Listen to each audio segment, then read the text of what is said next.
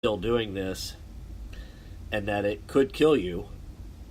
I think that's even a harder pill to swallow, because it's not just totally taken away from you. You still have to make that decision of, do I want to still live out this dream with the possibility that they could kill me, or am I going to play it smart and I'm going to live my life, and now you've found something else that you're enjoying, that you're able to show that competitiveness.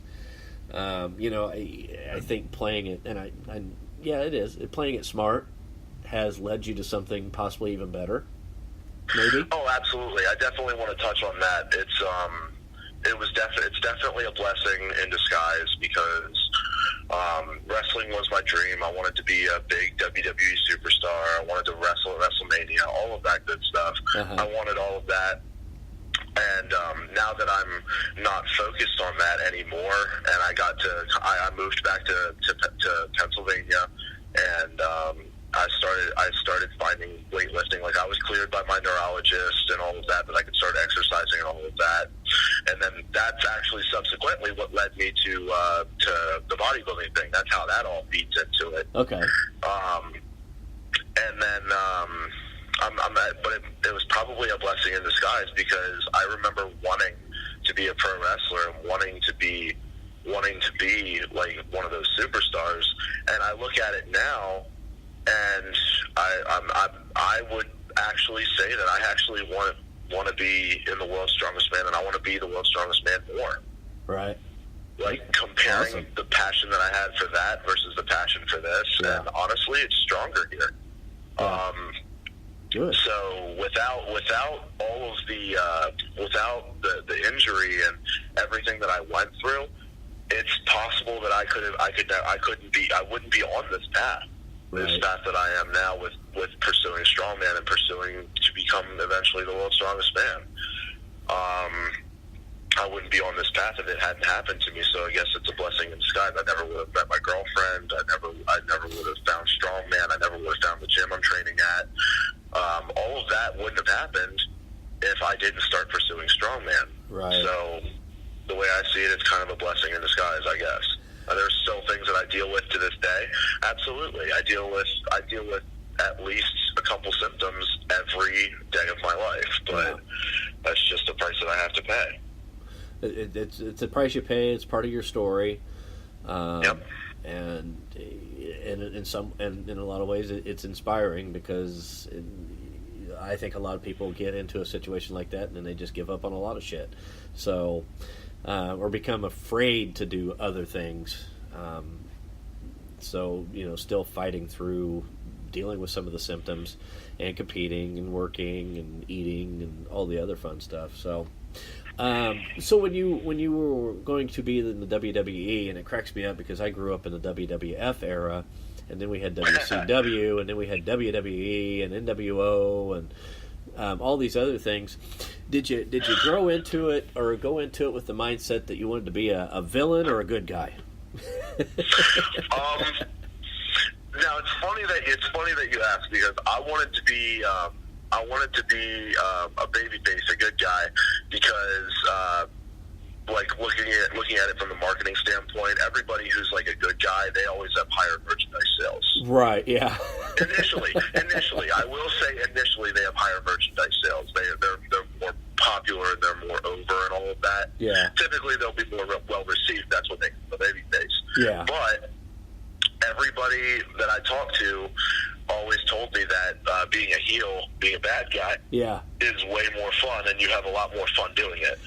Yeah, and that's what I've kind of learned listening to a lot of these guys talk, was, being a heel, it just kind of opens the door that you can just do something that's just going to be totally seen as dastardly, and, at the end of the day, you're like, that was a lot of fun.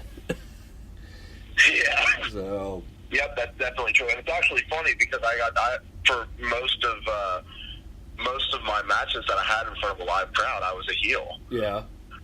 So that was fun to do that for a little bit. That was fun, I will say that. I could see it as you could probably play off the crowd a little bit more so as a heel too. Oh, absolutely. The face will play off to the crowd a little bit, just trying to build momentum for the big finish when he wins. Yeah. Where the heel comes out of nowhere, and then he steals the match or whatever. The babyface plays off the crowd a little bit, but the heel is somebody who really gets the crowd fired up. They really they agitate the crowd. They're shitting on the babyface to the crowd like this guy is nothing. They want to see you go down. Go down in a ball of flames. Yep, exactly. So, you went through, and I don't think people fully grasp the concept, like they don't grasp the concept of real training. When you're doing something like this for the WWE, and I mean, did you have to take? You had to take classes, but did you have to take like acting stuff? Did you have to take stuff on how to actually? I mean, obviously you had to know how to do the moves and things like that, but going into and I'll do this. I'll say this from just my experience.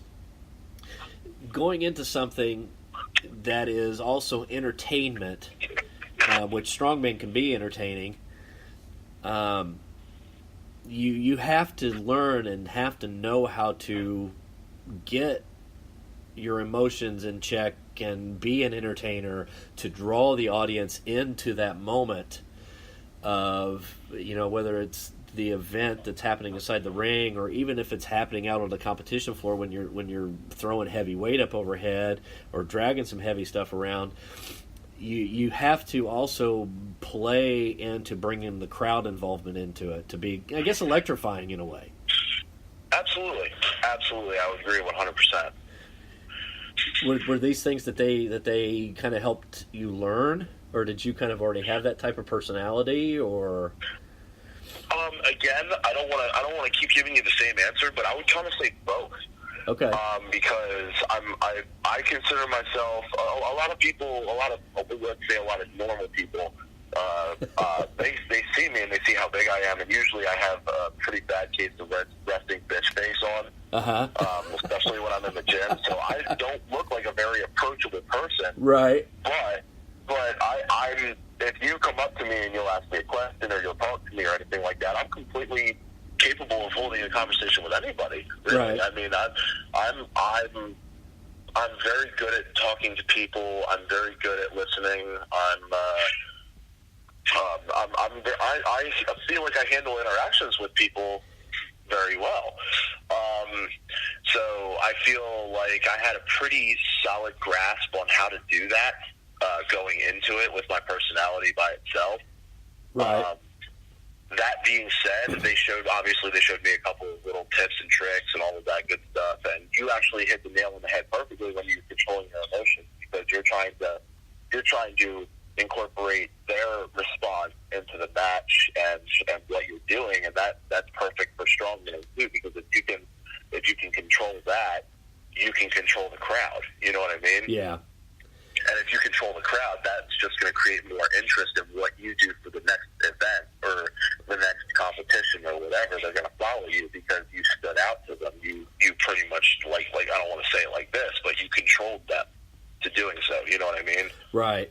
Well, and I see a lot of competitors, they miss that point. They miss that opportunity because, you get people in a competition day who have that one person rooting for them. Whether it's a coach or a girlfriend or a trainer, that one person's rooting for you. And if you're the type of personality that can start to drag in the crowd, you've got more than just one person rooting for you. And that's enough to fire people up. Hey, I got the crowd behind me right now, and we're going to capitalize on this. And absolutely. And even in the strongman sport, strange things happen. Those lifts get made that were seemingly kind of out of reach, and then you get people starting to root for you, and then they start following you on social media, and before you know it, you start to build a little bit of a fan base. And I think a lot of competitors, I'm not saying they miss the point, I think they get it, I just don't think they know how to do it. And I'll circle this back to, and we'll probably end up kind of closing a little bit with this. But it circles back to, and if you guys have not seen the Giants live feed from 2018 in Martinsville, get online and watch it. It's a great competition that day, but I still go back to sitting and listening to your interview with Kaz after the competition. and knowing that your background came from the WWE, and I'm sitting there listening to how you're talking on the mic, and you're not just talking, you're not just interviewing. I mean, you're saying things that are entertaining, and also explaining about how you should have done better, and how you would have done better, or I forget how it was worded, but you fully anticipated to coming in and winning that competition. And, Kaz basically just nonchalantly asking, well, in some way, shape, or form, what gives you that right to come in and with that attitude, And, and your reply back to him, and then him saying something to the effect, well, you're young and dumb and full of... I loved that. I loved it, because to me it was like, now that's an interview. That's Kaz up there interviewing. And the fact that it's Kaz did not derail what your statement was going to be, and it played well with both of you. And that just shows, Kaz has been around the bush. Kaz has been around a long time. He knows how to entertain. He knows how to talk on that mic. And you get some guys up there, well, yeah, I just didn't hit my lift. It just wasn't there today, and then they walk away. It's exactly. Like, there's a lot of stone-faced competitors out there. Yeah. There's a lot of them. And at that point, you might as well be better off just flipping the camera off and walking away. Right. At least show some emotion. And that's one thing I love about when I go to the Arnold. Everybody up on that stage, in the pros and even in the amateurs, they're so fired up. I mean, they put on a show. And I think that's a lot of what kind of will help the sport grow, is people seeing it as it's not just a lot of big people picking up heavy weights. It's people of all sizes and heights picking up weights and entertaining, Yeah, absolutely. Absolutely. And also, I want to touch on the Kaz thing one more time. Uh-huh. If he's listening, Kaz, I love you. I hope that you respect that, especially coming from a wrestling background. Kaz, a lot of people don't know that. Yeah, he was right. a pro wrestler. Yep. So I hope he got where I was coming from, and I hope he respected that. I just wanted to touch on that. Wanted to make sure there was no kind of feeling which way about that. I thought that was pretty funny. Yeah, the limited interactions that I've had with him, I honestly don't think I think that he totally gets that this is a performance. Right. And I think even that kind of I think you two doing that, it even sparked him a little bit. It fired him up a little bit. So well, good. It's good to show that Kaz being at his age still has that fire. That's inspiring right there. Yeah. Well, I think we're going to wrap it up with that. We've made it through my questions. Do you have anything you want to add to it? Not really. I mean, the only thing I can really say is that I would just keep your eye on me, honestly, because I have some serious goals set for myself. They're very high goals, and I'm telling you right now, whoever's listening to this, I'll tell the whole world this if I have to. I'm going to be in the world's strongest man someday. So just keep your eye on me, because I plan on getting there. Okay, so now we need to backtrack that statement and do it in more of a wrestling fashion. Oh, okay. You want me to cut a promo? We're gonna cut a promo right here. Let's put you on the spot. Oh, all right.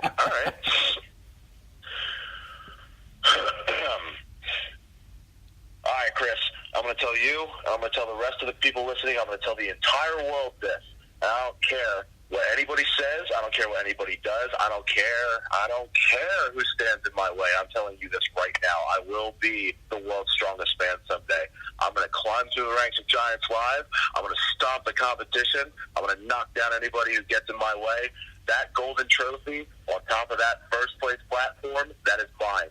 That is mine. It's only a matter of time. Just keep your eye on me, and I'll prove you wrong if you don't think I'm going to be able to make it there. Because one day, Evan Singleton, the T-Rex, will hold that trophy high and say, I am the world's strongest man.